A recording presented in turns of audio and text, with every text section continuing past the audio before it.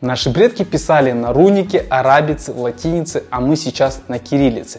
Почему? История казахской письменности за 1 минуту. Сначала была тюркская руника. Образец письменности 6 века был открыт в 1896-1897 годах недалеко от Алия-Аты. Сейчас это город Тарас. А в 40-х годах 20 века в Восточном Туркестане были открыты 4 сохранившиеся рукописи древнетюркского письма с середины 8 века. Затем была арабская графика. Использовалась примерно с 10 до 20 века. В 1924 году Ахмед Байтурсунұлы реформировал казахскую письменность на основе арабской графики, назвав ее Тутежазу. Сейчас официально используется в Китае. Также используется в казахской диаспоре в Афганистане, Иране и Пакистане. С 1929 по 1940 годы был принят единый тюркский алфавит Жана Алип, а с 1940 года по сегодняшний день используется кириллическая графика. А какая графика больше всего нравится вам? Руника, арабица, латиница или кириллица?